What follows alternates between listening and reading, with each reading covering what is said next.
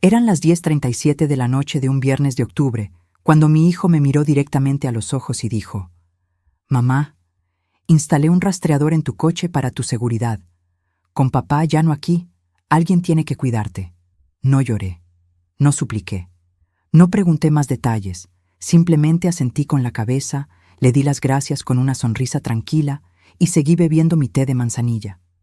Lo que él no sabía era que en 21 días exactos, ese mismo rastreador revelaría una verdad que lo destruiría todo. Recuerdo que esa noche, cuando cerré la puerta de mi habitación, podía oler el perfume de lavanda que siempre uso antes de dormir. Las sábanas estaban frías contra mi piel y podía escuchar el tic-tac del reloj de pared que mi esposo compró en nuestro viaje a Barcelona hace 30 años. Mi boca sabía amarga, como si hubiera masticado algo metálico. Algo en su tono de voz no encajaba. Algo en sus ojos cuando dijo «tu seguridad» se sintió vacío, calculado. Pero decidí no decir nada. Todavía no. Mi nombre es Patricia. Tengo 61 años. Y esta es la historia de cómo mi propio hijo intentó robarme todo lo que mi esposo y yo construimos durante 40 años de matrimonio. Pero antes de continuar, verifica si ya estás suscrito al canal y deja tu me gusta. Y dime en los comentarios, ¿desde qué parte del mundo estás escuchando mi historia? Realmente quiero saber hasta dónde ha llegado. 3 días después del viernes, el martes 15 de octubre a las 2:15 de la tarde, llevé mi coche al mecánico. No por el rastreador, sino porque la luz del motor llevaba semanas encendida. Mi mecánico, don Roberto, un hombre de 68 años que conocía a mi familia desde que nos mudamos a este barrio, me llamó a las 4:47 de esa misma tarde.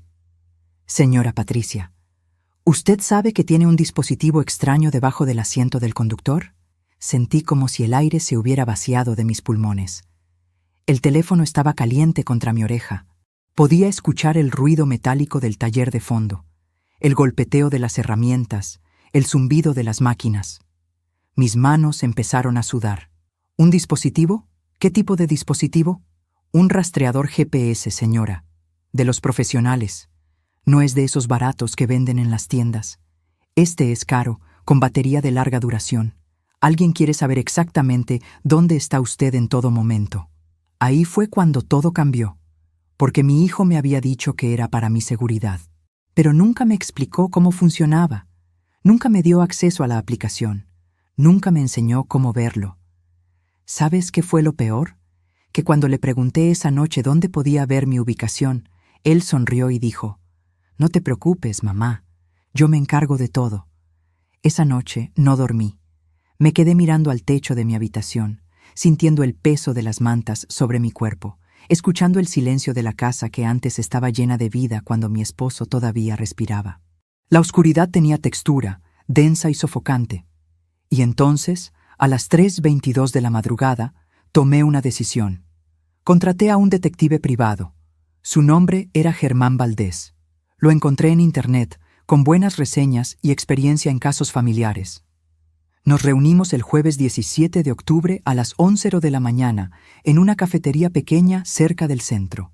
Recuerdo el olor a café recién molido mezclado con el aroma dulce de las medialunas horneándose. Él vestía una camisa blanca simple y llevaba una libreta vieja de cuero negro. Yo llevaba el mismo suéter de lana azul que mi madre me tejió hace 20 años. Le conté todo. El rastreador. La muerte de mi esposo hacía 6 meses. La herencia que todavía estaba en proceso legal. Mi hijo único, Marco, de 35 años, casado con Daniela, sin hijos. Mi mejor amiga desde hace 12 años, Lucía, viuda como yo, que siempre estaba en mi casa, compartiendo el dolor de nuestras pérdidas. Germán me miró con esos ojos grises que habían visto demasiadas traiciones familiares y dijo algo que nunca olvidaré. «Señora Patricia, en mi experiencia, cuando alguien vigila a un ser querido sin su conocimiento real, es porque tiene algo que esconder o algo que tomar». Le pagué por adelantado. 3.000 euros para 2 semanas de investigación completa. Me pareció caro, pero ya hablaré de eso. El detective trabajó rápido. Demasiado rápido. El martes 22 de octubre, Exactamente 5 días después de contratarlo, recibí la primera llamada. Eran las 6:53 de la tarde. Yo estaba preparando sopa de verduras en la cocina. El vapor subía de la olla, empañando los vidrios de mis gafas. El teléfono vibró contra la mesada de granito. «Señora Patricia, necesito que se siente». Su voz sonaba diferente, más seria, más oscura. «¿Qué encontraste?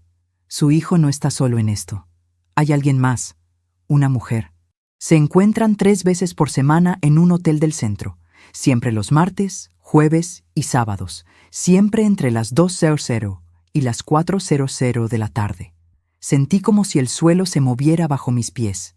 Apagué la estufa. Mis manos temblaban tanto que tuve que apoyarme en la mesada. Podía sentir el frío del granito bajo mis palmas. «¿Quién es?». Hubo un silencio. Un silencio que duró exactamente 4 segundos, pero que se sintió como 4 horas. «Creo que necesitamos vernos en persona para esto, señora Patricia. Hay fotos. Y hay algo más que tiene que ver con la herencia de su esposo». Nos reunimos al día siguiente, miércoles 23 de octubre, a las 10:00 de la mañana, en el mismo café. Esta vez hacía frío afuera. Podía ver mi aliento condensándose en el aire mientras caminaba desde mi coche hasta la entrada. Llevaba mi abrigo negro, el que mi esposo me regaló en nuestro aniversario número 38. Todavía olía levemente a su colonia, aunque ya habían pasado 6 meses desde su muerte. Germán tenía una carpeta marrón sobre la mesa, gruesa, demasiado gruesa para solo 5 días de investigación.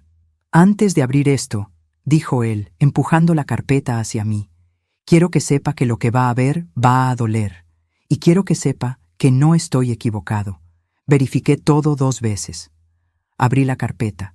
La primera foto me quitó el aire de los pulmones. Era mi hijo Marco, entrando a un hotel. Pero no estaba solo. Estaba tomado de la mano con una mujer que yo conocía muy bien, una mujer que había llorado conmigo cuando mi esposo murió, una mujer que se había quedado a dormir en mi casa cuando yo no podía estar sola, una mujer que llamaba su segunda madre, Lucía, mi mejor amiga. Lo que no sabía entonces era que esto era solo el principio. Miré esas fotos durante lo que parecieron horas, pero fueron apenas minutos. Había 12 fotografías en total. Marco y Lucía entrando al hotel. Marco y Lucía saliendo del hotel. Marco besando su cuello en el estacionamiento. Lucía riendo, tocando su pecho, con esa misma mano que había sostenido la mía en el funeral de mi esposo, pero aún no había llorado. No allí. No delante de Germán. «Hay más», dijo él, sacando otro conjunto de documentos. «Contraté a alguien para escuchar sus conversaciones, legalmente, usando equipos de largo alcance en espacios públicos. Lo que descubrí es peor que una simple aventura. Sentí el sabor metálico del miedo en mi boca otra vez. El café a mi lado se había enfriado. Podía ver el vapor desapareciendo lentamente, como mi antigua vida. ¿Qué descubriste? Están planeando algo relacionado con usted y la herencia. Escuché fragmentos de conversaciones donde mencionan incapacidad mental, pruebas documentadas y transferencia de patrimonio. Señora Patricia, creo que están intentando declararla mentalmente incompetente para quedarse con todo». Las palabras resonaron en mi cabeza, rebotaron contra mis pensamientos, recorrieron cada memoria de los últimos 6 meses, subieron por mi garganta como bilis. Pero mantuve la compostura, mantuve la espalda recta, mantuve las manos quietas sobre la mesa. ¿Cuánto tiempo llevan juntos? Por lo que pude rastrear, al menos 4 meses. Comenzó 2 meses después de la muerte de su esposo. 2 meses, mientras yo todavía lloraba todas las noches. Mientras todavía no podía dormir en nuestra cama matrimonial. Mientras Lucía venía a mi casa cada tarde con su cara de preocupación falsa, preguntándome: «Patricia, ¿cómo estás hoy? ¿Necesitas algo? ¿Sabes qué fue lo peor de todo? Que yo había notado cosas extrañas y las había ignorado. Déjame reformularlo. No las ignoré. Las justifiqué. Las excusé. Las enterré bajo mi dolor. Recordé ese día de agosto, 3 meses atrás. Eran las 5:33 de la tarde de un jueves, cuando llegué a casa más temprano de lo esperado. Había ido al supermercado, pero olvidé mi billetera. Cuando abrí la puerta, escuché voces en la cocina, voces bajas, susurrantes. Entré y encontré a Marco y Lucía sentados muy cerca en la mesa, demasiado cerca. Cuando me vieron, se separaron como si los hubiera quemado un rayo. Marco dijo que solo estaban hablando sobre cómo ayudarme con el proceso de duelo. Lucía sonrió y agregó: «Tu hijo es tan bueno contigo, Patricia, tan atento». Yo sonreí. Les agradecí. Y guardé ese momento incómodo en algún rincón de mi mente, donde guardaba todas las cosas que no quería examinar demasiado de cerca. Pero ya hablaré de eso. Ahora, sentada frente a Germán con esas fotos entre nosotros, todo cobraba sentido. Las visitas casuales de Lucía que siempre coincidían con las visitas de Marco. Las conversaciones que se detenían abruptamente cuando yo entraba a la habitación. Las miradas que pensé que estaba imaginando. «¿Qué me recomienda hacer?», pregunté. Germán se inclinó hacia adelante. Sus ojos tenían esa determinación que solo tienen las personas que han visto la maldad humana demasiadas veces. «No haga nada todavía. No les diga que sabe. Actúe normal. Mientras tanto, yo seguiré investigando. Necesitamos evidencia sólida de su plan. Necesitamos grabaciones claras, documentos. Algo que podamos usar si esto llega a los tribunales. ¿Y el rastreador? Déjelo donde está por ahora, que crean que tienen el control. Pero necesito que empiece a documentar todo. Cada conversación extraña, cada visita. Cada vez que su hijo o Lucía digan algo sobre su salud mental, su memoria o su capacidad para manejar sus asuntos». Asentí, pero por dentro algo estaba cambiando. Algo duro estaba formándose en mi pecho, como piedra solidificándose. Ya no era solo la viuda vulnerable que ellos creían que era. Volví a casa esa tarde a las 12:47. El sol brillaba con esa luz cruel del mediodía que hace que todo se vea demasiado nítido, demasiado real. Estacioné mi coche en el garaje, sabiendo que en algún lugar, en la pantalla del teléfono de mi hijo, aparecía un punto que decía: «Mamá está en casa». Entré a mi sala. Todo se veía igual. El sofá donde mi esposo solía sentarse a leer el periódico. La lámpara que compramos juntos hace 20 años. Las cortinas color crema que yo misma cosí. Pero nada era igual. La casa que había sido mi refugio ahora se sentía como un escenario donde yo era la actriz principal en una obra que no había elegido protagonizar. Mi teléfono sonó. Era Marco. «Hola mamá, ¿cómo estás?». Su voz sonaba cálida, preocupada, perfectamente actuada. «Bien, hijo. Acabo de volver del centro». «¿Fuiste sola? Ya sabes que puedo acompañarte si necesitas». «No, estoy bien. Fui al café que me gusta». Hubo una pausa, breve, apenas un segundo, pero yo la escuché. «¿Al café? ¿Para qué?». «Para tomar un café, Marco. ¿Por qué preguntas?». «No, por nada. Solo me preocupo por ti. Últimamente te noto un poco distraída. ¿Segura que estás bien?». Ahí estaba, la primera semilla. Distraída. Esa palabra que se convertiría en confundida, luego en olvidadiza, luego en incompetente. «Estoy perfectamente bien, hijo». «Está bien, mamá. Solo cuídate». «Ah, por cierto, Lucía vendrá mañana a visitarte. Dice que hace días no te ve». «Claro que vendría». Tenía que mantener su papel de mejor amiga preocupada. Esa noche, sola en mi habitación, finalmente me permití romperme. Las lágrimas cayeron calientes sobre mis mejillas. Mojaron mi almohada. Mis hombros temblaron con sollozos silenciosos que salieron desde lo más profundo de mi estómago. Lloré por mi esposo. Lloré por mi hijo, que había perdido su brújula moral. Lloré por la amiga que nunca fue realmente mi amiga. Lloré por la mujer tonta que había sido, que había confiado tan ciegamente. Pero cuando amaneció el jueves 24 de octubre, cuando la luz del sol atravesó mis cortinas a las 6:15 de la mañana, me levanté de esa cama con algo nuevo en mi interior. No era solo dolor, era determinación, era furia fría y calculada. Era justicia esperando el momento perfecto para manifestarse. Lucía llegó ese jueves a las 3:00 de la tarde, tal como Marco había predicho. Tocó el timbre con su toque característico. 3 golpes rápidos. La dejé entrar con una sonrisa. Ella vestía un vestido nuevo, color azul marino, elegante, caro. Yo llevaba mi vieja bata de algodón que tenía más de 10 años.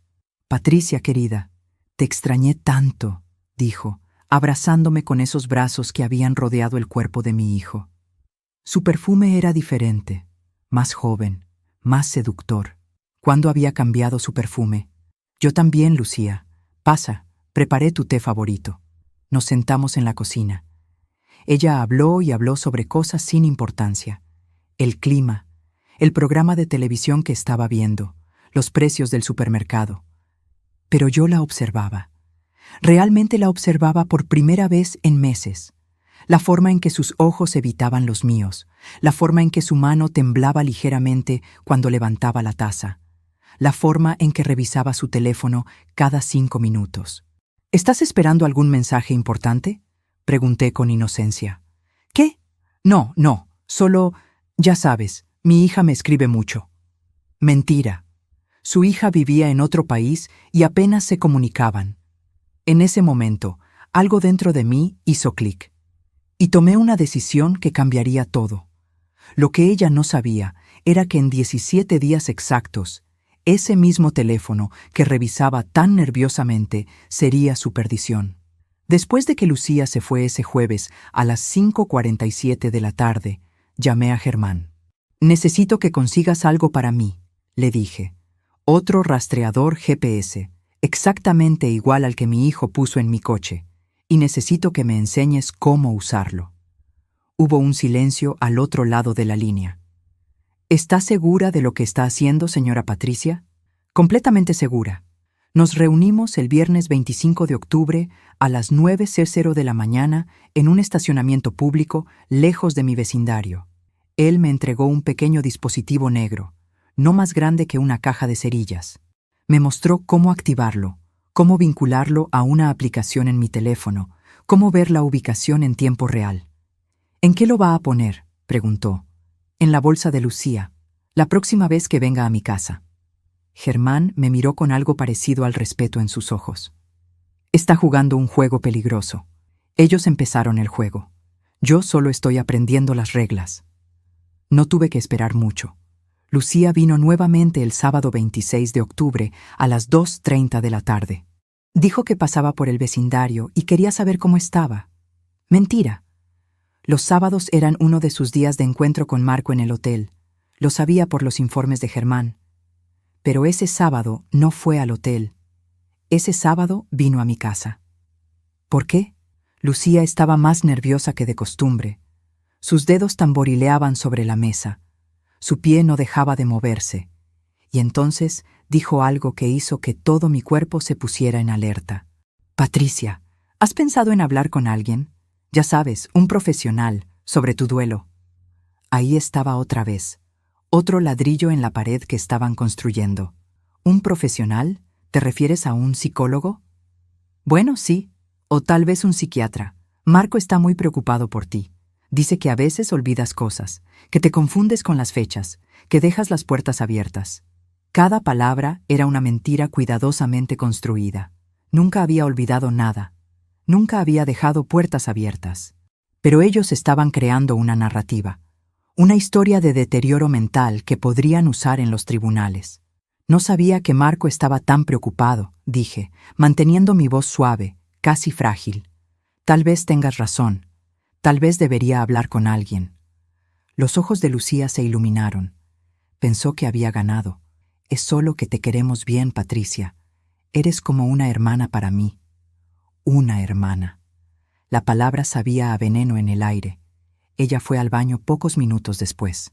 Dejó su bolsa sobre la silla de la cocina, una bolsa de cuero marrón, cara, que no tenía hace 6 meses. Me acerqué. Mis manos no temblaron. Abrí el cierre. Metí el rastreador en el bolsillo interior. Cerré el cierre. Volví a mi silla. Todo tomó 12 segundos. Cuando Lucía regresó, no notó nada. Se quedó otros 20 minutos, hablando sobre la importancia de cuidar mi salud mental, antes de despedirse con un beso en mi mejilla que se sintió como la mordida de una serpiente. En el momento en que su coche salió de mi entrada a las 4:03 de la tarde, abrí la aplicación en mi teléfono. Un punto rojo parpadeaba en la pantalla. Moviéndose por la calle principal, girando a la izquierda, dirigiéndose hacia el sur, hacia el hotel del centro. La seguí digitalmente mientras conducía. Podía verla detenerse en un semáforo, acelerar en la autopista, entrar al estacionamiento del Hotel Plaza, el mismo hotel de las fotografías. Eran las 4:34 de la tarde, exactamente 26 minutos de diferencia con su horario usual. Había venido a mi casa primero para cumplir su rol de amiga preocupada, y luego corrió a encontrarse con mi hijo. Llamé a Germán. Ya está hecho. El rastreador está activo. Excelente. Ahora solo observamos, documentamos y esperamos a que cometan un error. Pero en realidad ya estaban cometiendo errores, solo que ellos no lo sabían todavía. Los siguientes días fueron una obra de teatro donde todos teníamos nuestros papeles. Marco me llamaba cada noche, preguntando cómo estaba, sugiriendo sutilmente que me veía cansada o confundida. Lucía venía cada 2 días, siempre con la misma cantinela sobre buscar ayuda profesional. Y yo interpretaba a la viuda vulnerable, asintiendo, considerando sus sugerencias, dejándolos creer que su plan estaba funcionando. Solo faltaban 13 días para que todo cambiara. El martes 29 de octubre, a las 11:52 de la mañana, recibí una llamada de Marco. «Mamá, necesito hablar contigo sobre algo importante. ¿Puedo pasar esta tarde?» «Claro, hijo. ¿Qué sucede?» «Prefiero decírtelo en persona». Llegó a las 6:15 de la tarde. No vino solo. Trajo a Daniela, su esposa. Esto era nuevo. Daniela casi nunca venía a visitarme. De hecho, en los últimos 6 meses, la había visto tal vez 3 veces. Se sentaron en mi sala. Marco tenía esa expresión seria que solía usar cuando era niño y había hecho algo malo, pero intentaba parecer responsable. Daniela miraba sus manos, incómoda. «Mamá, Daniela y yo hemos estado hablando. Y con el abogado también». Mi corazón latió más rápido, pero mantuve mi rostro sereno. ¿El abogado? ¿Qué abogado? El abogado de la herencia de papá. Él nos sugirió que tal vez sería buena idea simplificar las cosas. Ya sabes, con todo el papeleo, los impuestos, la gestión de las propiedades. ¿Simplificar cómo? Bueno, si tú hicieras una transferencia de poder legal. A mí. Temporalmente, por supuesto. Solo para que yo pueda manejar los aspectos más complicados mientras tú te recuperas. Ahí estaba, el verdadero movimiento. No esperarían a una declaración judicial de incompetencia. Intentarían que yo misma les entregara el control. A veces confiamos demasiado en quienes no lo merecen. ¿También te ha decepcionado alguien que amabas? Comparte tu historia en los comentarios. Quiero leerte y saber que no estoy sola en esto.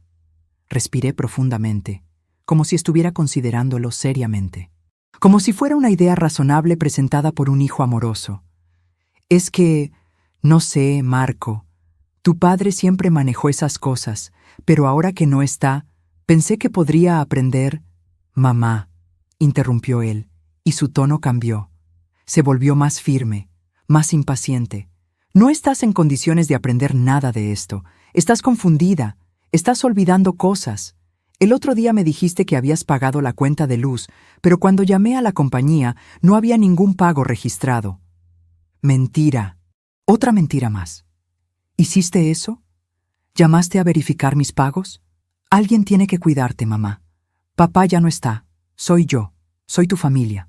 Daniela seguía sin hablar, sin mirarme, y en ese momento me di cuenta de algo. Ella sabía.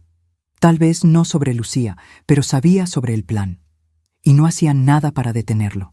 Necesito pensarlo, dije finalmente. La mandíbula de Marco se tensó. Sus dedos se apretaron sobre el brazo del sofá. ¿Pensar qué, mamá? Solo estoy tratando de ayudarte. Lo sé, hijo, y aprecio tu preocupación, pero es una decisión importante. Necesito unos días. Se levantó. Su rostro mostraba frustración apenas contenida. Está bien, piénsalo, pero no tardes demasiado. Las cosas se están complicando y necesito poder actuar rápido si es necesario. ¿Si es necesario? ¿Necesario para qué? Se fueron a las 7:38 de la tarde. Ni siquiera se despidió con un beso. Solo un «Cuídate, mamá», dicho con la boca pero no con el corazón. Esa noche, a las 9:15, la aplicación del rastreador vibró en mi teléfono. Lucía estaba en movimiento otra vez, pero no iba hacia su casa. Iba hacia el barrio de Marco. La vi detenerse en su calle, quedarse allí durante 2 horas y 17 minutos, y luego moverse de nuevo, de regreso a su casa a las 11:47 de la noche. ¿Estaban planeando el siguiente movimiento? ¿Decidiendo qué hacer conmigo si yo me negaba a firmar? Solo faltaban 10 días. El miércoles 30 de octubre amaneció gris y frío. Podía ver la niebla pegada a las ventanas cuando me desperté a las 6:00 de la mañana. El aire olía a lluvia que aún no había caído. Me preparé un café solo, sin azúcar, y me senté en la mesa de la cocina, donde mi esposo y yo habíamos desayunado juntos durante 40 años. Germán me llamó a las 8:23. «Señora Patricia, tengo noticias. Anoche logré grabar una conversación entre su hijo y Lucía. Estaban en el coche de él, estacionados cerca del Parque Central. Usé un micrófono direccional de largo alcance». «¿Qué dijeron? ¿Quiere escucharlo o prefiere que se lo resuma?» «Necesito escucharlo». Me envió el archivo por correo electrónico. Mis manos temblaban mientras abría mi laptop. Presioné play. La voz de Marco sonó primero, clara y fría. «Se está resistiendo. No quiere firmar». Luego Lucía. «Dale más tiempo. Seguimos plantando semillas. Eventualmente ella misma dudará de su propia mente». «No tenemos más tiempo. El abogado dice que si no tenemos control antes de fin de año, el dinero quedará congelado en un fideicomiso por tiempo indefinido. Entonces necesitamos acelerar las cosas». «¿Cómo?» «Hay formas. Podemos hacer que parezca más confundida de lo que está. Hay medicamentos que pueden causar desorientación temporal. Nada peligroso, solo suficiente para que un médico firme un certificado». Mi estómago se retorció. Querían drogarme. Mi propio hijo estaba considerando drogarme. Marco se rió. Se rió. «¿Y cómo le darías esos medicamentos?» «Yo voy a su casa todo el tiempo. Su té, su comida. Es fácil, Marco». Hubo un silencio. Y entonces, «Está bien, pero tiene que parecer natural. Nada que puedan rastrear después». La grabación terminó. Me quedé allí, mirando la pantalla de mi computadora, sintiendo como si hubiera caído en un pozo sin fondo. Mi boca sabía a cenizas. Mis ojos ardían, pero las lágrimas no salían. Ya no quedaban lágrimas para esto. Marqué el número de Germán con dedos que parecían de plomo. «¿Esto es suficiente?», pregunté. «¿Podemos ir a la policía con esto?» «Es evidencia sólida de conspiración. Pero, señora Patricia, aquí está el problema. Si vamos ahora a la policía, solo tenemos intención. No tenemos acción. No hay crimen todavía. Lo mejor sería esperar a que intenten hacerlo y documentar el acto. Con su permiso, podría instalar cámaras ocultas en su casa». «Hazlo. Instala cámaras en la cocina, en la sala, en todas partes donde ella pueda estar sin supervisión». El jueves 31 de octubre, día de Todos los Santos, Germán vino disfrazado de técnico de cable.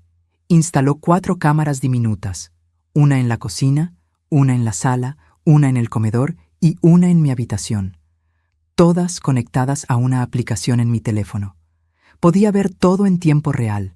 Solo faltaban 7 días para que se cumpliera mi promesa. Lucía no vino ese jueves, ni el viernes. Pero el sábado 2 de noviembre a las 10:34 de la mañana, tocó mi puerta. «Patricia, pensé en traerte algo de comer. Hice empanadas, sé que te encantan». Llevaba un recipiente de vidrio lleno de empanadas que olían delicioso. Pero ahora cada gesto amable se sentía como un arma. «Qué amable, Lucía. Pasa». La observé moverse por mi cocina como si fuera su propia casa. Sacó platos. Preparó té para las 2. Y entonces, cuando pensó que yo estaba distraída revisando mi teléfono, la vi. La vi meter su mano en su bolso. sacar algo pequeño, algo blanco, y dejarlo caer en mi taza. Las cámaras grabaron todo, cada segundo, cada movimiento. «Aquí está tu té, querida», dijo, pasándome la taza con una sonrisa. Lo tomé, lo sostuve entre mis manos, sentí el calor del vapor en mi cara, llevé la taza a mis labios, y entonces la derramé. Accidentalmente. «Oh, Patricia, ten cuidado», dijo Lucía saltando de su silla. «Qué torpe soy. Últimamente estoy tan distraída». Ella sonrió. Una sonrisa que no llegó a sus ojos. «No te preocupes, te preparo otro». «No, no, ya tomé suficiente. Comamos las empanadas mejor». Comimos. Hablamos de cosas sin importancia. Ella revisó su teléfono 3 veces en 20 minutos. Y cuando finalmente se fue a las 12:47, llamé inmediatamente a Germán. Lo tenemos todo grabado. Envié los videos. Germán los revisó y llamó a un contacto en la policía.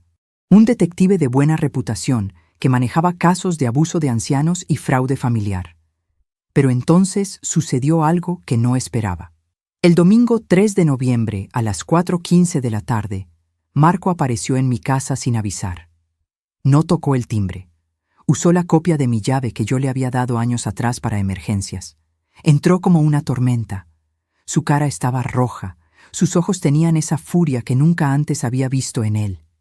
«¿Qué estás haciendo, mamá?» Mi sangre se heló. «¿De qué hablas? No me mientas. Sé que contrataste a alguien. Sé que me estás investigando». ¿Cómo lo sabía? ¿Cómo? «Marco, no sé de qué». «¡Basta!», gritó. Su voz rebotó en las paredes de mi sala. «Un amigo te vio en ese café con un hombre. 2 veces, 3 veces. Hice algunas llamadas. Germán Valdés, detective privado. ¿Creíste que no lo averiguaría?» Mantuve la calma. Mantuve las manos quietas sobre mi regazo. No lloré. No supliqué. «Si me estás investigando, entonces sabes lo que estoy haciendo. Y si sabes lo que estoy haciendo, entonces tienes una conciencia muy sucia, hijo». Su rostro se contorsionó en algo que no reconocí. Ya no era mi hijo. Era un extraño con la cara de mi hijo. «Esa herencia no es solo tuya. Papá era mi padre también. Yo tengo derecho». «Tu padre te dejó lo que consideró justo. El resto es mío. Tú no necesitas todo ese dinero. Eres una vieja sola que no hace nada más que estar sentada en esta casa». Las palabras fueron como bofetadas. Cada una dejó una marca invisible en mi piel. «Creo que deberías irte, Marco. No me voy a ningún lado. Esta es mi casa tanto como tuya». «No, no lo es. Tu padre me la dejó a mí, solo a mí, y si no sales ahora mismo, llamaré a la policía». Se rió. Una risa amarga, cruel. «¿Y qué les dirás? ¿Que tu hijo vino a visitarte? Ellos pensarán que estás paranoica. Senil, exactamente lo que necesitamos que piensen». Se acercó. Demasiado cerca. Podía oler su colonia cara, la que nunca hubiera podido pagar sin la herencia anticipada que su padre le había dado antes de morir. Llevaba un reloj que costaba más que mi coche. «Escúchame bien, mamá. Vas a firmar esos documentos, vas a transferirme el control y vas a dejar de jugar a la detective. Porque si no lo haces, haré que te declaren incompetente de todas formas, y pasarás el resto de tu vida en un asilo, mirando por la ventana, preguntándote dónde salió todo mal». Ahí estaba, la amenaza completa, el abandono total. Mi hijo estaba dispuesto a encerrarme en un asilo para robarme todo, pero no lloré, no allí, no delante de él. «Está bien», dije en voz baja, «lo pensaré». «No, no lo pensarás, firmarás. El próximo viernes te enviaré al abogado. Y más te vale estar lista para cooperar». Se fue. Dejó la puerta abierta a propósito, un gesto final de desprecio. Solo cuando escuché su coche alejarse, solo cuando vi por la ventana que realmente se había ido, me permití romperme. Me doblé sobre mí misma en el sofá. Las lágrimas cayeron silenciosas. Mi cuerpo tembló con sollozos que no hacían ruido. Pero ya hablaré de eso. Porque el próximo viernes, 8 de noviembre, era exactamente el día que había marcado en mi calendario. Exactamente 21 días después de aquella noche cuando descubrí el rastreador. Solo faltaban 5 días, y ellos no tenían idea de lo que yo había preparado. El lunes 4 de noviembre desperté con un plan. Ya no era la víctima pasiva esperando a que me salvaran. Era una mujer de 61 años que había sobrevivido 40 años de matrimonio, la muerte de su esposo, y ahora la traición de su propio hijo. Y tenía 4 días para preparar mi contraataque. Llamé a Germán a las 7:02 de la mañana. Necesito que hagas algo. Quiero que sigas a Marco y Lucía no solo cuando están juntos. Quiero saber cada lugar que visitan, cada persona con la que hablan, cada movimiento, y necesito que averigües algo más. ¿Quién es ese abogado que están usando? Ya lo investigué. Se llama Ricardo Méndez, tiene oficina en el centro, tiene un historial cuestionable. Ha sido investigado 2 veces por mala praxis, pero nunca procesado. Perfecto.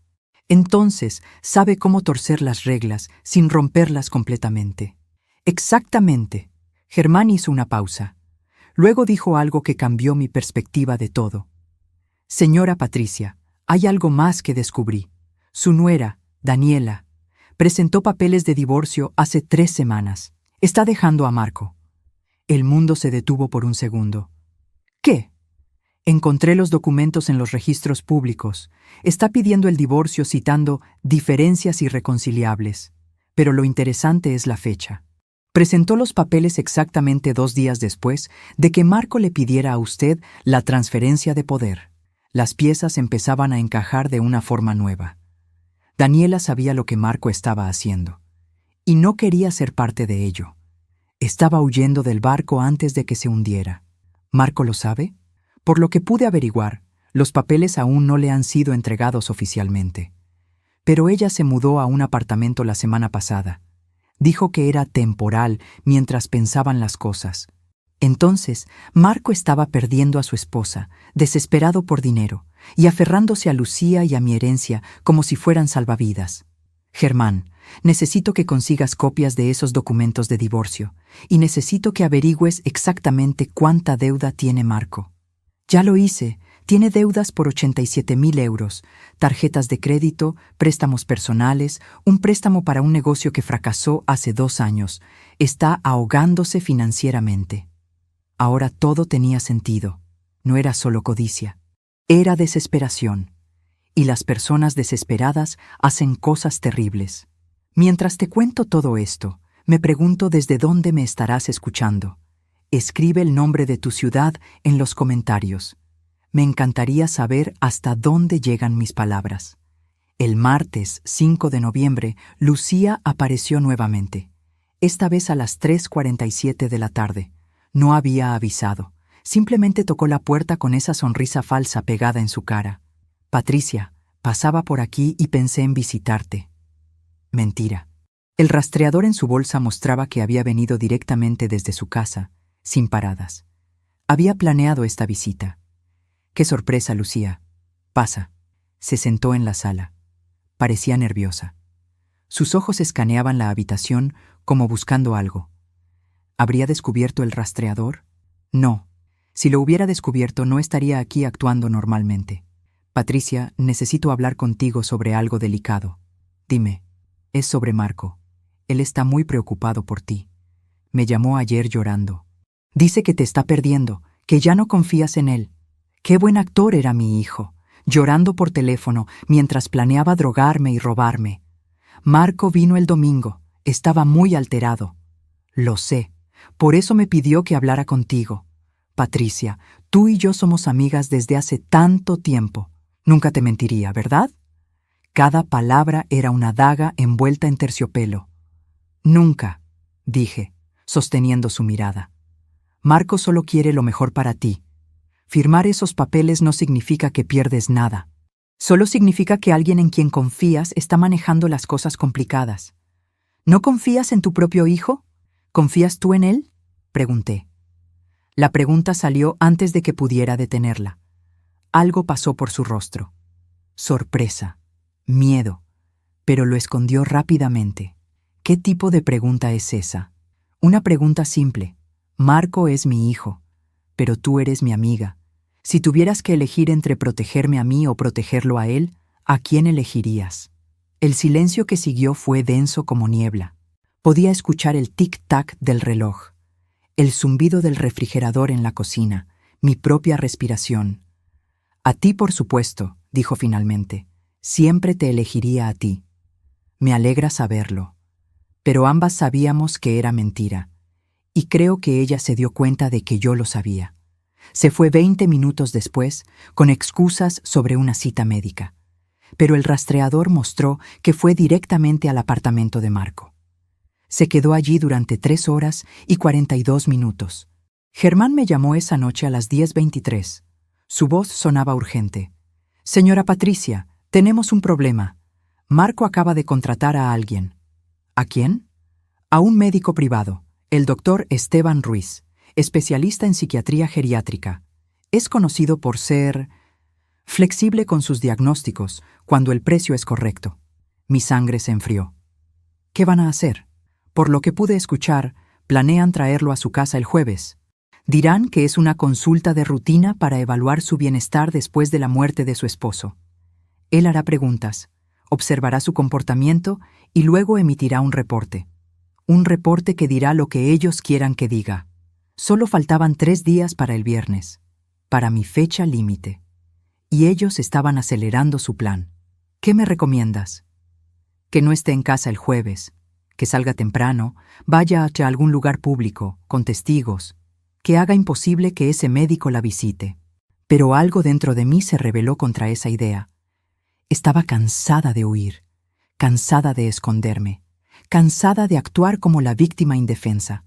No, estaré aquí, dejaré que venga, y le daré el mejor performance de mi vida. El miércoles 6 de noviembre pasó en una calma tensa. Marco no llamó.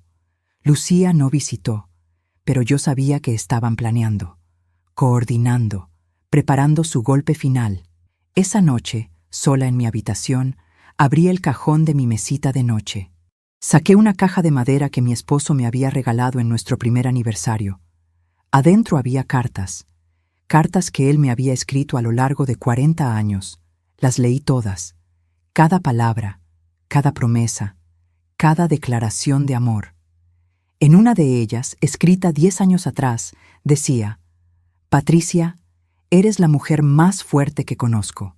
No porque no te quiebres, sino porque siempre encuentras la forma de reconstruirte». Las lágrimas cayeron sobre el papel amarillento. Pero esta vez no eran lágrimas de dolor, eran lágrimas de determinación.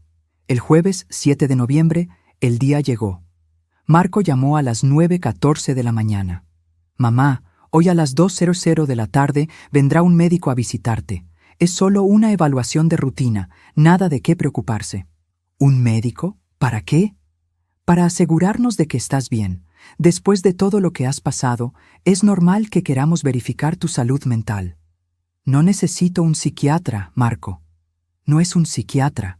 Bueno, técnicamente sí, pero es solo una consulta. Por favor, mamá, por mí. La manipulación emocional era tan obvia que casi daba risa.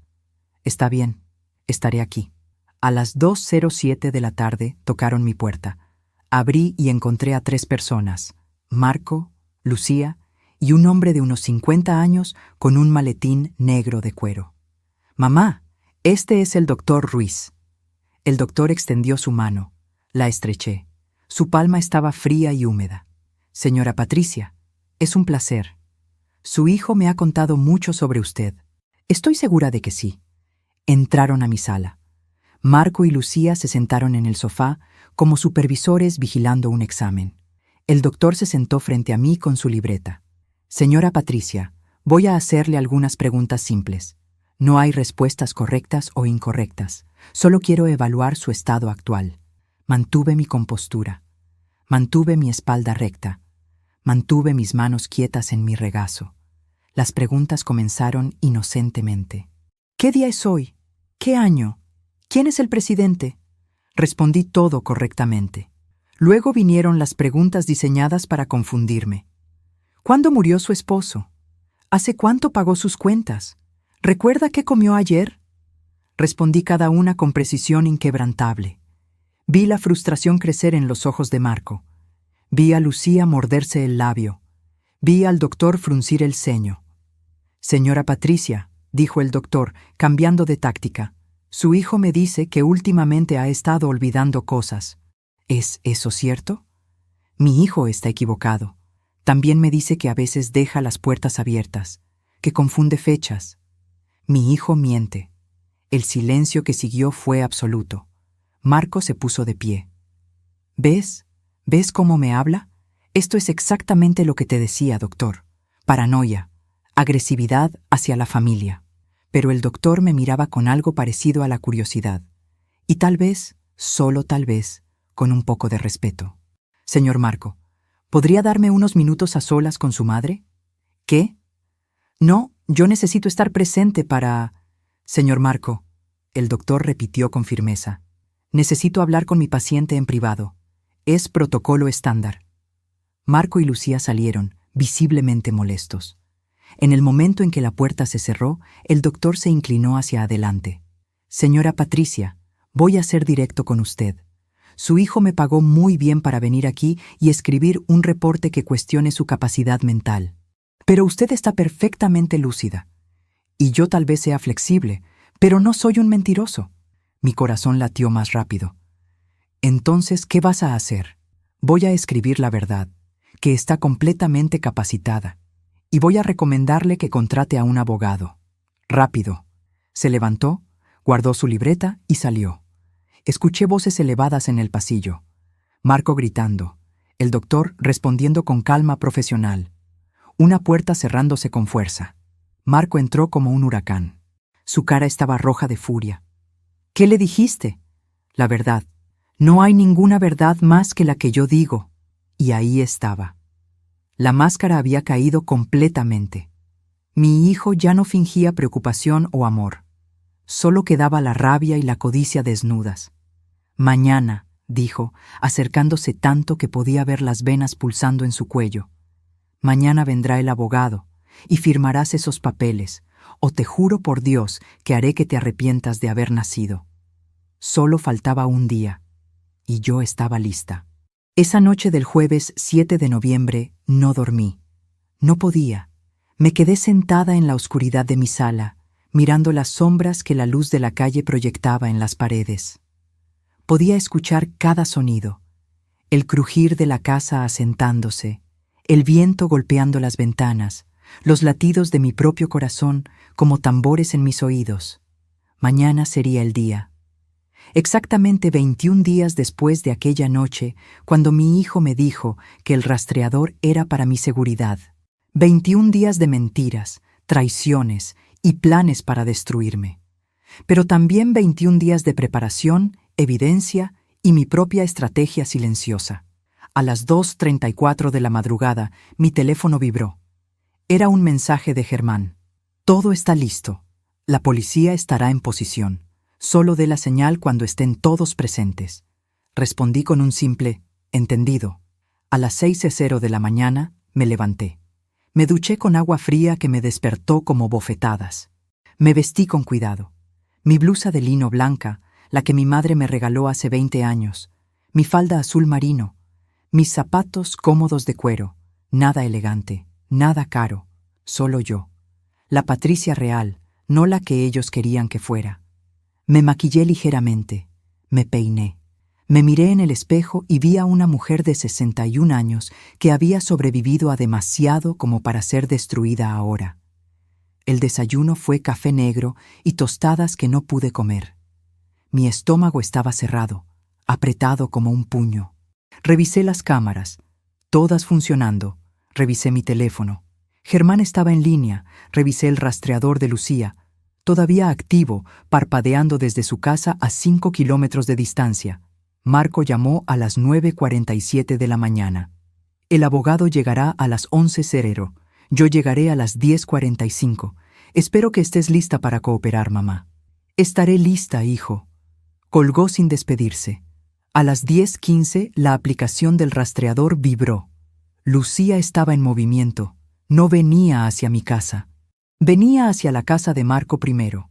Iban a llegar juntos, por supuesto, Necesitaban coordinar su historia final. A las 10:43 vi 2 coches estacionar frente a mi casa, el de Marco y el de Lucía.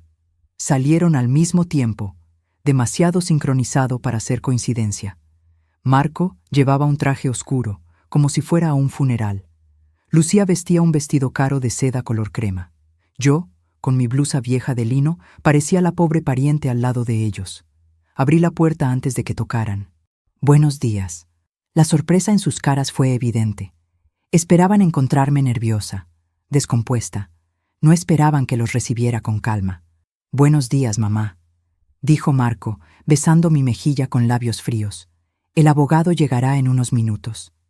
«Está bien, pasen». Lucía me abrazó. «Patricia, todo va a salir bien. Verás que esto es lo mejor para todos». Entraron, se sentaron. Marco tamborileaba con los dedos sobre el brazo del sofá. Lucía revisaba su teléfono cada 30 segundos. Yo serví té. Té que nadie tocó. A las 10:58 tocaron la puerta. Era el abogado Ricardo Méndez, un hombre delgado de unos 45 años, con cabello engominado hacia atrás y un maletín de cuero que gritaba «Caro». Traía los documentos, los papeles que me despojarían de todo. «Señora Patricia, es un placer», dijo con una sonrisa que no llegó a sus ojos. «Entiendo que hoy finalizaremos este proceso tan importante». «Eso depende», dije. Marco se tensó. «Mamá». «Antes de firmar nada», continué, manteniendo mi voz firme, «necesito hacer algunas preguntas». El abogado se ajustó la corbata. «Por supuesto, es su derecho». «¿Cuánto te está pagando mi hijo por esto?» El silencio que cayó sobre la sala fue como una bomba. Marco se puso de pie. «¿Qué tipo de pregunta es esa? No le está pagando nada más allá de sus honorarios normales». «Siéntate, Marco», dije. Y algo en mi tono, algo nuevo y duro, lo hizo obedecer. Me volví hacia el abogado. «Sé que has sido investigado 2 veces por mala praxis. Sé que tu especialidad es encontrar vacíos legales para beneficiar a clientes sin escrúpulos. Sé exactamente quién eres». El abogado parpadeó. Su compostura profesional vaciló por un segundo. «Señora, no sé quién le ha dado esa información, pero le aseguro que... También sé que mi hijo te está pagando 15.000 euros por gestionar esta transferencia de poder. ¡Ocum! Una cantidad ridículamente alta para un trámite que debería costar 1/10 de eso. ¿Sabes qué me dice eso? Que te está pagando por tu silencio tanto como por tu servicio». Marco estaba blanco. Lucía había dejado de respirar. «Mamá, ¿qué estás haciendo?» «Lo que debía haber hecho hace semanas, defender lo que es mío». Me levanté. Caminé hacia la ventana. Podía ver mi reflejo en el vidrio. Podía ver sus reflejos detrás de mí, congelados en shock. «Marco, tengo algunas preguntas para ti también. No voy a... ¿Dónde estuviste el martes 22 de octubre, entre las 2:00 y las 4:00 de la tarde?» Silencio. «¿Y el jueves 24 de octubre? ¿Y el sábado 26? ¿Y cada martes, jueves y sábado desde hace 4 meses?» Vi en el espejo cómo Marco y Lucía intercambiaban miradas. Miradas de pánico apenas contenido. «No sé de qué hablas». «Estuviste en el Hotel Plaza, habitación 407, con Lucía». Las palabras cayeron como piedras en agua quieta. Las ondas se expandieron. El mundo se detuvo. Lucía se puso de pie. «Patricia, eso no es verdad. Entonces, explícame las fotografías. Explícame las grabaciones. Explícame los 4 meses de evidencia que tengo documentada de tu aventura con mi hijo». Su cara perdió todo el color. Se tambaleó como si la hubiera golpeado físicamente. Marco intentó recuperar el control.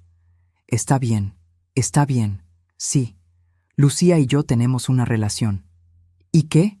Somos adultos. Papá ya no está. Tú no lo necesitas saber todo». «Tienes razón», dije, volteándome para mirarlo directamente. «No necesito saber sobre tu vida amorosa, pero necesito saber sobre el plan para drogarme, sobre el plan para declararme incompetente, sobre el plan para robarme mi herencia». El abogado se levantó. «Señora Patricia, creo que hay un malentendido». «Siéntese, señor Méndez. Todavía no he terminado. Mi voz resonó en la sala, rebotó en las paredes que yo había pintado. Viajó por los pasillos donde había caminado durante años. Llenó cada rincón de la casa que mi esposo y yo habíamos convertido en hogar. Tengo grabaciones, continué. Grabaciones de ustedes dos planeando drogarme. Grabaciones de Lucía poniendo algo en mi té. Grabaciones de cada mentira, cada manipulación, cada intento de hacerme parecer incapaz. Marco ya no intentaba negarlo. Su cara había pasado del blanco al rojo de la furia. ¿Nos grabaste? ¿Nos espiaste? Ustedes pusieron un rastreador en mi coche. Yo simplemente devolví el favor. Eres una... ¿Qué soy, Marco? ¿Una madre que no se dejó destruir por su propio hijo? ¿Una mujer que se defendió? ¿Qué palabra ibas a usar? Se acercó a mí. Sus manos se cerraron en puños. Por un momento pensé que me golpearía, pero entonces Lucía lo detuvo. Marco, vámonos. Esto está... No, dijo él sacudiéndose su mano. No nos vamos a ningún lado.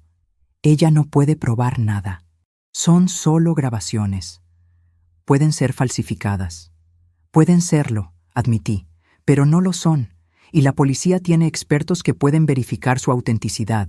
De hecho, saqué mi teléfono, marqué el número que tenía preparado. 2 toques. La señal. De hecho, están en camino ahora mismo.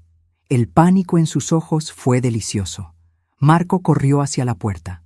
La abrió y se encontró frente a frente con 2 oficiales de policía y el detective Hernández, el contacto de Germán.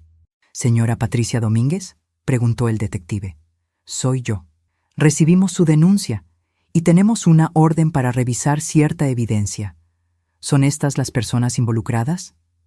«Sí, mi hijo Marco y mi ex mejor amiga, Lucía». Los siguientes 30 minutos fueron un caos controlado. El detective Hernández revisó las grabaciones en mi teléfono. Pidió copias de todos los videos de las cámaras ocultas. Interrogó a Marco, a Lucía, al abogado. Lucía lloró, suplicó. Juró que solo estaba siguiendo el juego para mantener a Marco feliz, que nunca realmente quiso hacerme daño. Marco se mantuvo en silencio, mirando al suelo, con las mandíbulas apretadas. El abogado intentó explicar que él no sabía nada sobre planes criminales, que solo estaba brindando servicios legales estándar. El detective no les creyó a ninguno. «Señora Patricia», dijo finalmente, «tenemos suficiente para presentar cargos: conspiración para cometer fraude, intento de administración de sustancias sin consentimiento, posiblemente abuso de ancianos. ¿Desea proceder?». Miré a mi hijo, a ese hombre que había llevado en mi vientre, que había criado, que había amado más que a mi propia vida, y vi a un extraño. «Sí», dije, «deseo proceder». Marco levantó la vista, y en sus ojos, por primera vez, vi algo más que rabia. Vi miedo. «Mamá, por favor, soy tu hijo». «Ya no», respondí. «Mi hijo murió el día que decidió destruirme». Se los llevaron. A los 3. Esposas en las muñecas de Marco y Lucía. El abogado iba adelante, ya llamando a su propio abogado. La casa quedó en silencio. Un silencio tan profundo que podía escuchar mi propia respiración. Germán apareció en la puerta minutos después. «Lo hizo, señora Patricia. Lo hizo», asentí. Pero no sentía triunfo. No sentía alegría. Solo sentía un vacío enorme donde antes había estado mi familia. «¿Ahora qué?», pregunté. «Ahora descansa. El proceso legal tomará tiempo, pero tiene toda la evidencia de su lado. Su herencia está segura, su libertad está segura, usted está segura». Segura. Esa palabra que Marco había usado hacía 21 días cuando puso el rastreador en mi coche. «Es para tu seguridad, mamá». Qué ironía que al final la única persona que me mantuvo segura fui yo misma. Esa noche, viernes 8 de noviembre a las 11:43, exactamente 21 días después de que todo comenzara, me senté en mi cama. Abrí la caja de cartas de mi esposo otra vez. Leí su última carta, escrita una semana antes de morir. «Patricia, si estás leyendo esto, significa que ya no estoy. Pero quiero que sepas algo. Eres más fuerte de lo que crees, más valiente de lo que imaginas, y mereces ser feliz. No dejes que nadie, ni siquiera nuestro hijo, te quite eso. Vive, lucha, gana. Las lágrimas cayeron sobre el papel, pero esta vez eran diferentes. No eran lágrimas de dolor o traición, eran lágrimas de liberación. Había ganado. Pero el precio había sido todo lo que me quedaba de familia. ¿Valió la pena? Mañana comenzaría a responder esa pregunta. Los días que siguieron al viernes 8 de noviembre fueron extraños. La casa estaba demasiado silenciosa. El teléfono no sonaba. No había visitas sorpresa de Lucía. No había llamadas diarias de Marco preguntando cómo estaba. Era como si hubiera ganado la guerra, pero perdido todo en el proceso. El lunes 11 de noviembre, a las 9:32 de la mañana, recibí una llamada del detective Hernández.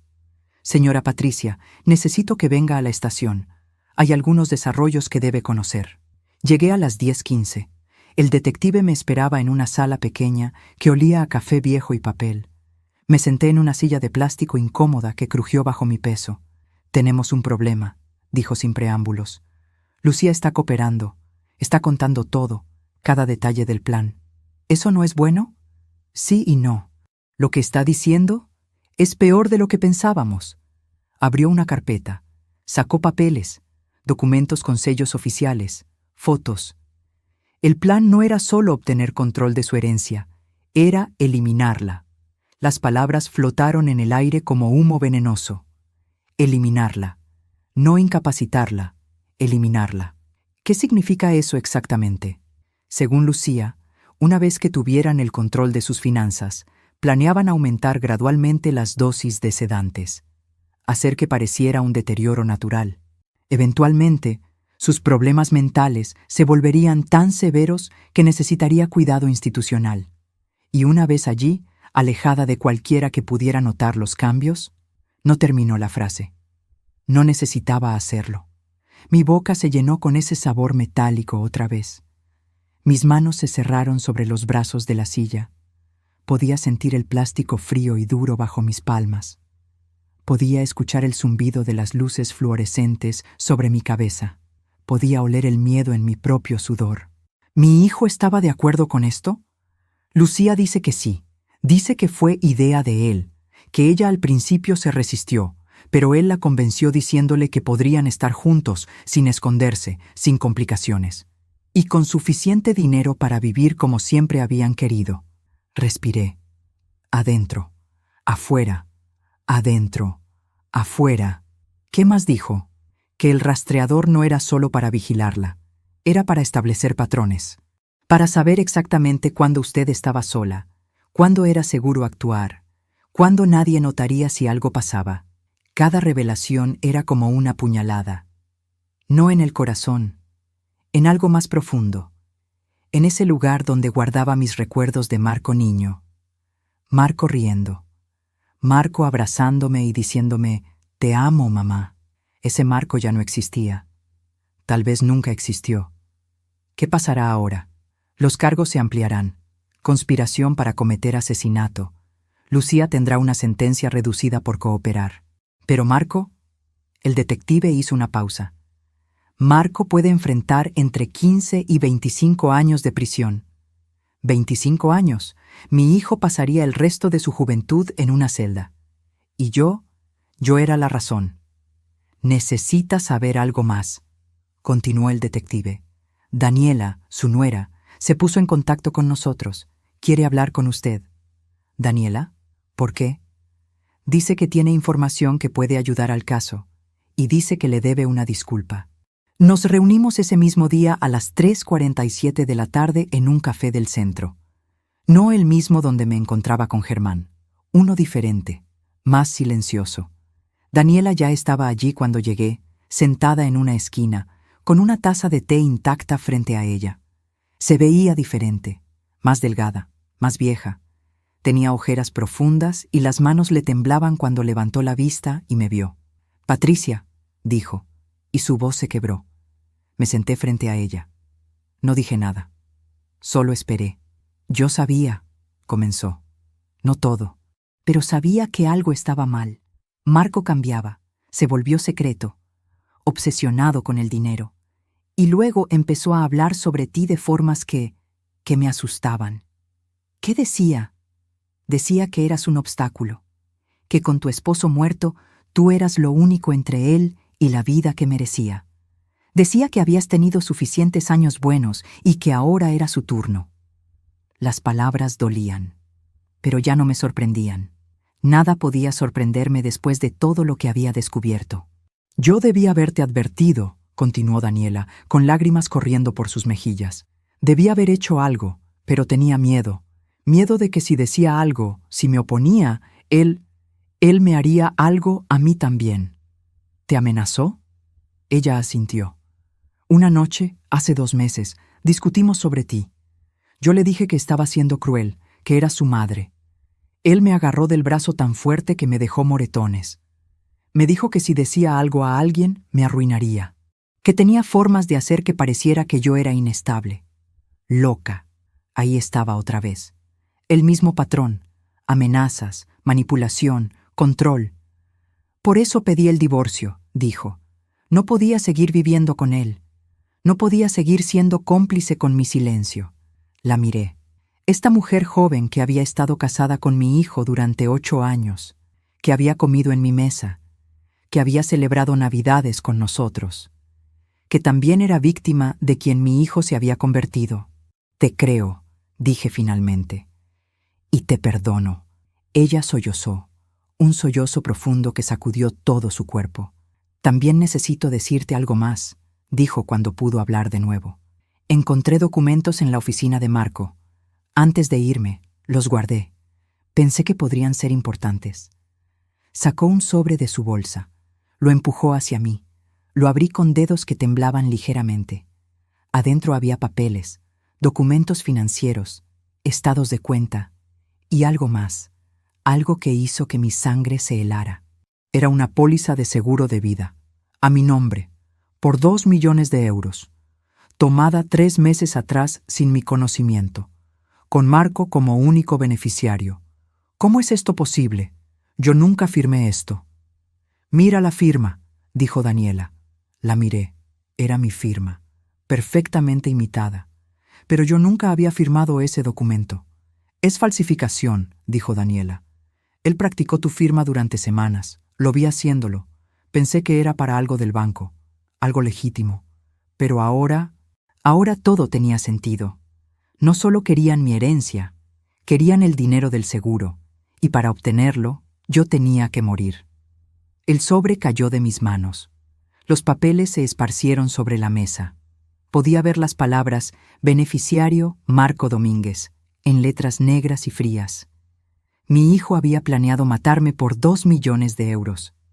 Necesito llevar esto a la policía, dije, recogiendo los documentos con manos que ya no temblaban. Ya no había espacio para el temblor. Solo quedaba la furia helada y determinada. Daniela asintió. Haré lo que sea necesario. Testificaré. Contaré todo lo que vi, todo lo que escuché. Gracias. No me agradezcas. Debí haber hecho esto hace meses. Nos separamos en la puerta del café. Ella hacia su nueva vida sin Marco. Yo hacia la estación de policía con evidencia que añadiría años a la sentencia de mi hijo. El detective Hernández revisó los documentos a las 5:33 de la tarde. Su cara se puso seria mientras leía. Esto es grande, señora Patricia. Esto prueba premeditación clara. Con esto, no hay forma de que él pueda alegar que fue un plan improvisado o un error de juicio. Esto demuestra que planeó su muerte durante meses. ¿Qué pasa ahora? Ahora presentamos cargos adicionales, fraude, falsificación, y cambiamos la acusación de conspiración para cometer asesinato a intento de asesinato premeditado. Señora Patricia, su hijo va a pasar el resto de su vida en prisión. Debería haber sentido victoria. Debería haber sentido justicia. Pero solo sentía un vacío enorme que ninguna sentencia podría llenar. Esa noche, de vuelta en mi casa, me senté en la oscuridad de mi sala.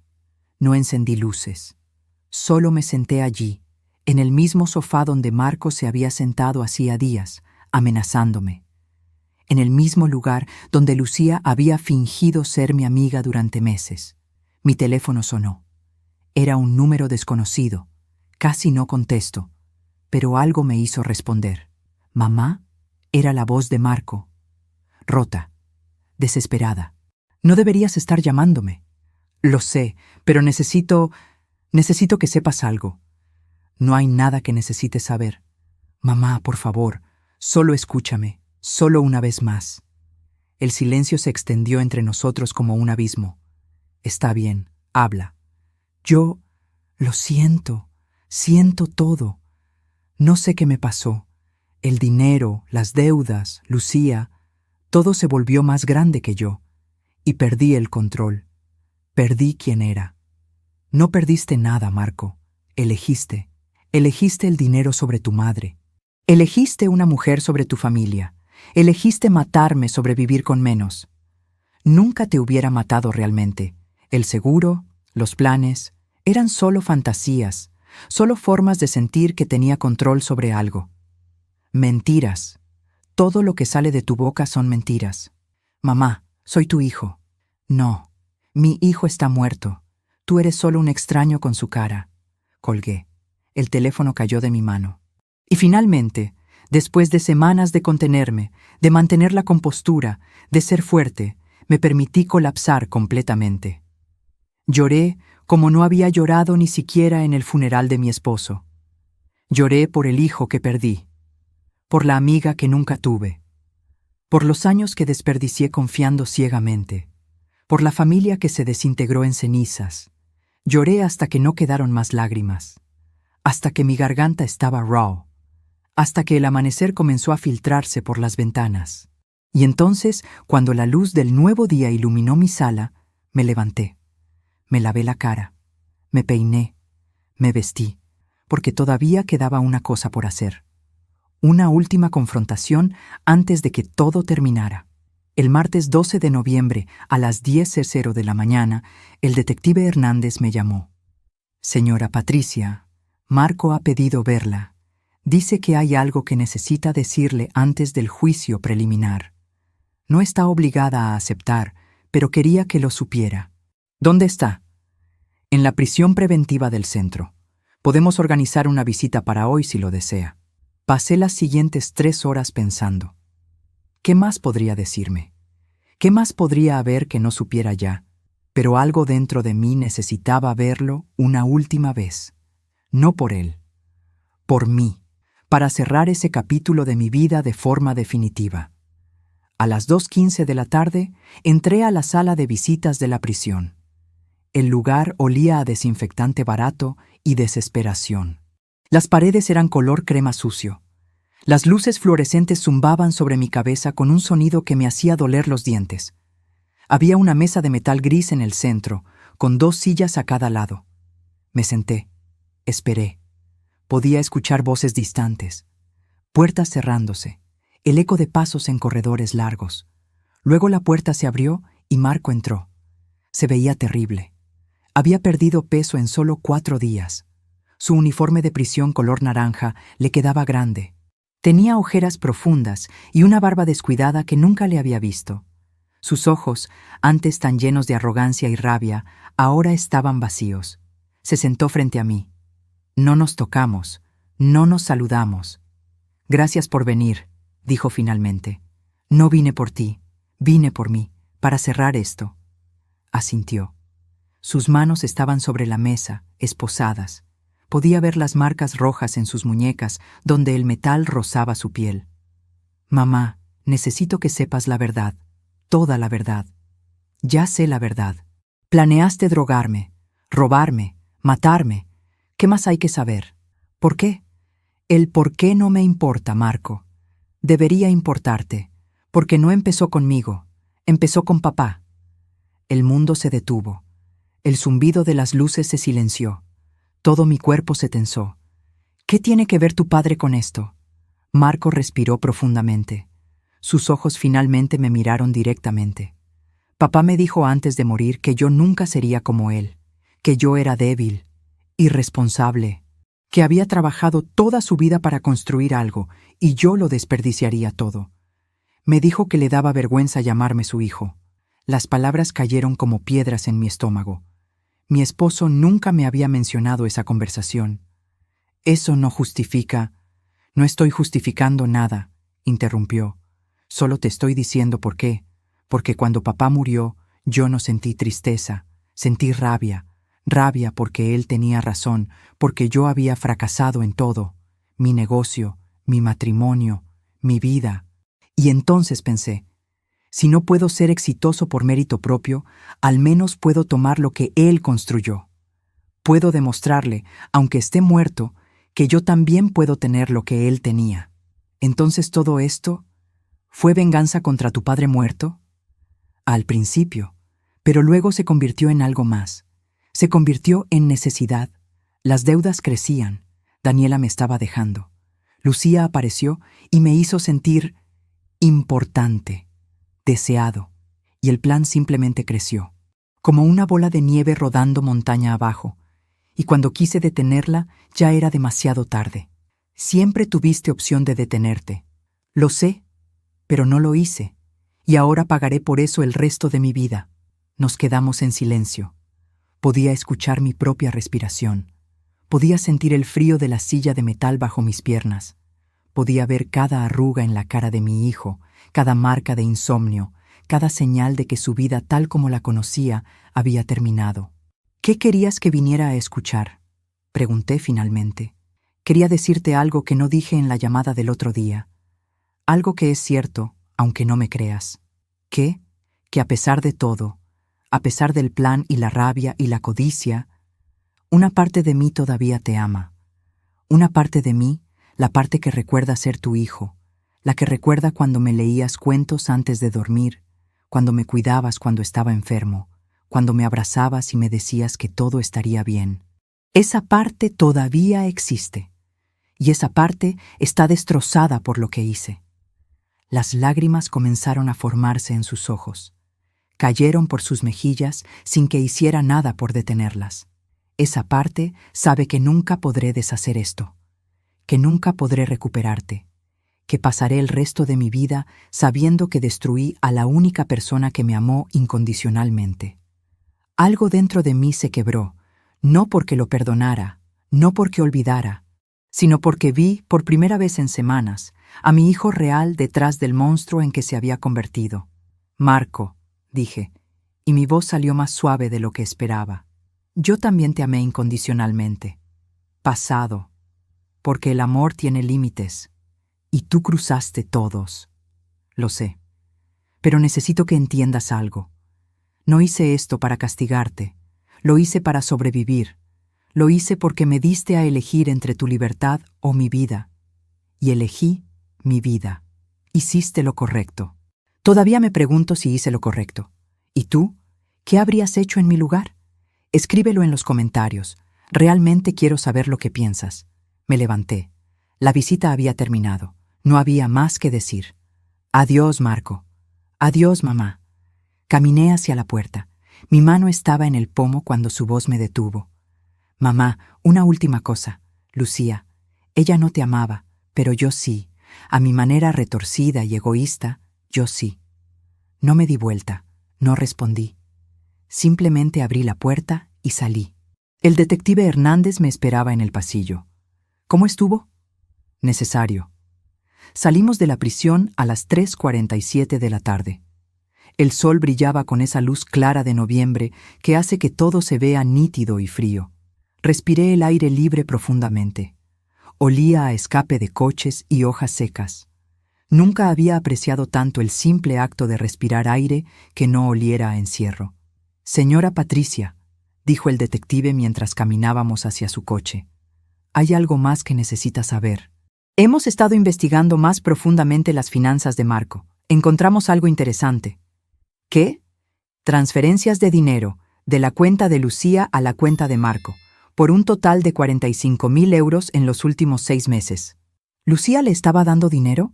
Sí, y eso cambia la dinámica. No era solo un romance, era una inversión. Ella estaba financiando su estilo de vida, esperando recuperarlo multiplicado cuando obtuvieran su herencia.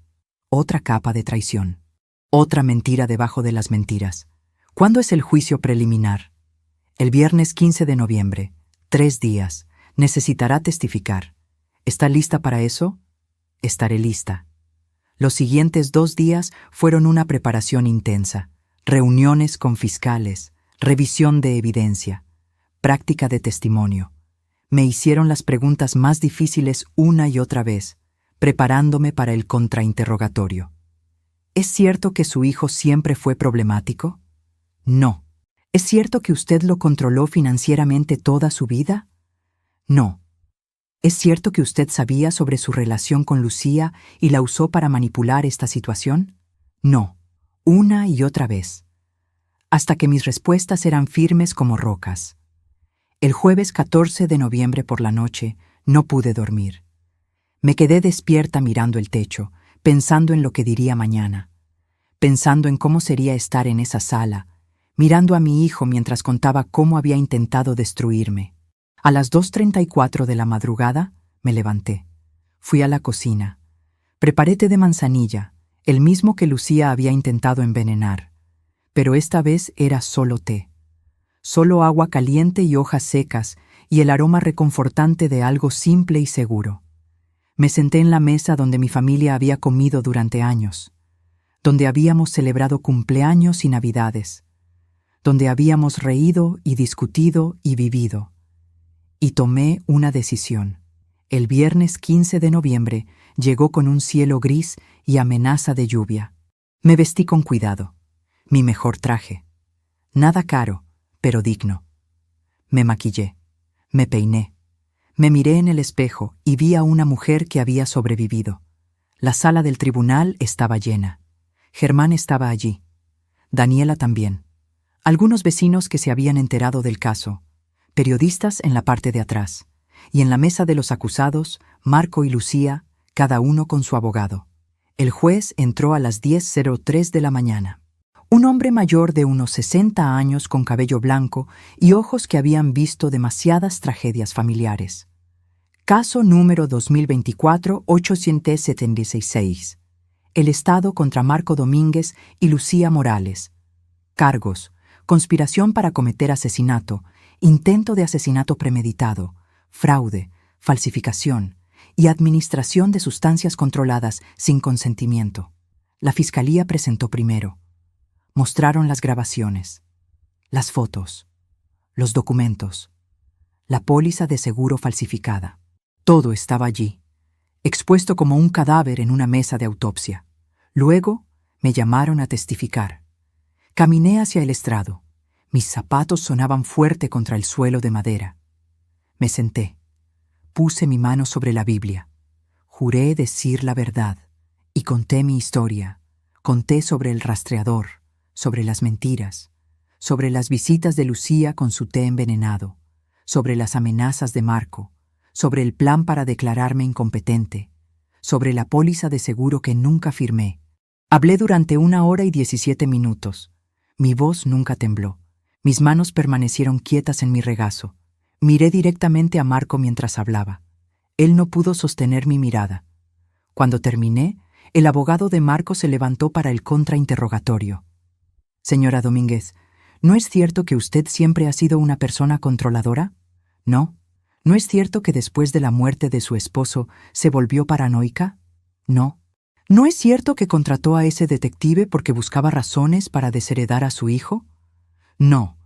Contraté al detective porque mi hijo puso un dispositivo de rastreo en mi coche sin mi verdadero consentimiento, y necesitaba saber por qué. ¿No es posible que haya malinterpretado las intenciones de su hijo? Me incliné hacia adelante. Miré al abogado directamente a los ojos. Cuando alguien falsifica tu firma en una póliza de seguro de vida de 2 millones de euros, cuando alguien te droga, cuando alguien planea tu muerte en conversaciones grabadas, no hay nada que malinterpretar. El abogado se sentó. El juez llamó un receso a las 1:34 de la tarde. Salí de la sala y encontré a Germán esperando. Lo hizo perfecto, dijo. ¿Crees que sea suficiente? Es más que suficiente. A las 3:00 de la tarde, el juez dio su decisión para el juicio preliminar. He revisado toda la evidencia presentada. Las grabaciones son auténticas, los documentos son legítimos. El testimonio es creíble y está corroborado por múltiples fuentes. Hay causa probable suficiente para proceder a juicio completo. Los acusados permanecerán bajo custodia sin fianza hasta el juicio. La fecha se fijará dentro de los próximos 60 días. El martillo golpeó. El sonido resonó en la sala como un trueno. Marco cerró los ojos. Lucía comenzó a llorar. Yo me levanté y salí de la sala con la cabeza en alto. No miré atrás. No había necesidad. Afuera, bajo el cielo gris que finalmente comenzaba a llorar, me detuve en los escalones del tribunal. Levanté mi cara hacia el cielo. Sentí las gotas frías de lluvia en mi piel. Olí el aroma fresco de la tierra mojada. Escuché el sonido del tráfico, de la gente hablando, del mundo continuando. Germán apareció a mi lado con un paraguas. ¿Hacia dónde, señora Patricia? A casa. Es hora de ir a casa. Esa noche, sola en mi sala, abrí una botella de vino que mi esposo había guardado para una ocasión especial. Vertí una copa. Levanté el vidrio hacia la foto de él en la repisa. Lo hice. Dije en voz alta a la habitación vacía. Sobreviví. Gané. Me defendí. Como tú dijiste que haría. Bebí. El vino era rico y complejo, con capas de sabor que se desplegaban en mi lengua. Sabía a victoria. Amarga y dulce al mismo tiempo. Exactamente 23 días después de aquella noche, cuando mi hijo puso el rastreador en mi coche, cuando me dijo que era para mi seguridad, finalmente estaba segura. Pero el precio había sido perder a mi hijo para siempre. ¿Valió la pena? Todavía no lo sé. Pero era eso o dejar que me destruyera. Y yo elegí vivir. Han pasado 6 meses desde aquel viernes en el tribunal. Hoy es 15 de mayo, un día soleado de primavera donde las flores que planté con mi esposo hace 20 años están floreciendo otra vez en mi jardín. El juicio completo terminó hace 3 semanas. Marco fue sentenciado a 22 años de prisión. Lucía recibió 12 años por cooperar con la fiscalía. El abogado Ricardo Méndez perdió su licencia y enfrenta sus propios cargos criminales. Daniela finalizó su divorcio y se mudó a otra ciudad, buscando un nuevo comienzo lejos de todo esto. Y yo sigo aquí, en esta casa, en esta vida. Pero ya no soy la misma mujer que era hace 6 meses. Esta mañana me desperté a las 6:30, como hago todos los días ahora. Preparé mi café. Me senté en la mesa de la cocina donde solía desayunar con mi esposo, donde mi hijo comía cuando era niño, donde Lucía fingía ser mi amiga. Pero ahora esa mesa no está llena de fantasmas, está llena de posibilidades. He aprendido algo en estos meses, algo que debía haber aprendido hace mucho tiempo. Estar sola no es lo mismo que estar vacía, y perder familia no significa perder propósito. Después del juicio, muchas cosas cambiaron. Algunos vecinos dejaron de hablarme. Decían que fui demasiado dura con mi propio hijo, que una madre de verdad hubiera encontrado otra manera, que la familia se perdona siempre. Pero esas personas nunca estuvieron en mi lugar. Nunca sintieron el terror de saber que tu propia sangre planea tu muerte. Nunca tuvieron que elegir entre su vida o la libertad de su hijo. Pero otros vecinos me sorprendieron, como la señora Martínez del número 42, que vino con un pastel casero y me dijo: «Hiciste lo que tenías que hacer. Ser madre no significa ser mártir». Como don Roberto, mi mecánico, quien me cambió el aceite gratis y me dijo: «Eres la mujer más valiente que conozco». Y como Germán, quien se ha convertido en algo más que mi detective. Se ha convertido en mi amigo. Viene a tomar café cada martes por la mañana. No hablamos del caso. Hablamos de libros, de películas, de la vida. Me recuerda que todavía hay personas buenas en el mundo. Hace 2 meses empecé algo nuevo. Me ofrecí como voluntaria en un centro para víctimas de abuso familiar. Comparto mi historia con mujeres que también han sido traicionadas por quienes se suponía debían amarlas. Les digo lo que nadie me dijo cuando lo necesitaba: que está bien defenderte, que está bien poner límites, que el amor sin respeto no es amor, es manipulación. Una de esas mujeres, Carmen, de 58 años, me abrazó la semana pasada y me dijo: «Tú me salvaste la vida. Ver que alguien como tú, una madre, pudo defenderse de su propio hijo, me dio el valor para denunciar a mi esposo. En ese momento entendí algo. Mi dolor no fue en vano. Mi pérdida sirvió para algo. Si mi historia puede salvar aunque sea una vida, entonces valió la pena contarla. Hace 3 semanas recibí una carta de Marco. La primera desde la sentencia. La leí en mi jardín, bajo el mismo árbol donde él jugaba cuando era niño, donde yo lo empujaba en el columpio, donde le enseñé a andar en bicicleta. La carta decía: «Mamá, no espero tu perdón, no lo merezco, pero quiero que sepas que cada día en esta celda pienso en quién fui y en quién pude haber sido. Pienso en todas las formas en que te fallé. No como hijo al final, sino mucho antes. Cuando elegí el dinero sobre los valores que intentaste enseñarme. Cuando elegí el orgullo sobre la humildad. Cuando elegí culparte por mis fracasos en lugar de tomar responsabilidad. Pasaré los próximos 22 años con esto. Y si hay algo después de esta vida, pasaré la eternidad pidiendo perdón». Doblé la carta. La guardé en la caja donde guardo las cartas de mi esposo. No porque lo haya perdonado, sino porque es parte de mi historia. Y mi historia merece ser recordada completa, con todo su dolor y toda su verdad. ¿Lo perdonaré algún día? No lo sé. Tal vez el perdón no es algo que sucede de repente, como en las películas. Tal vez es algo que construyes poco a poco, piedra por piedra, día tras día. O tal vez hay cosas que simplemente no se perdonan y eso también está bien. Lo que sí sé es esto: soy libre. Libre de las mentiras, libre del miedo, libre de la persona que intentaron convertirme en algo que no era. Mi herencia está segura. Las propiedades que mi esposo y yo construimos están a mi nombre. Ya hice un nuevo testamento. Cuando yo muera, todo irá a organizaciones de caridad, a refugios para víctimas de abuso, a centros para ancianos, a lugares donde puede hacer diferencia real. Marco no recibirá nada. Y esa no es venganza, es consecuencia.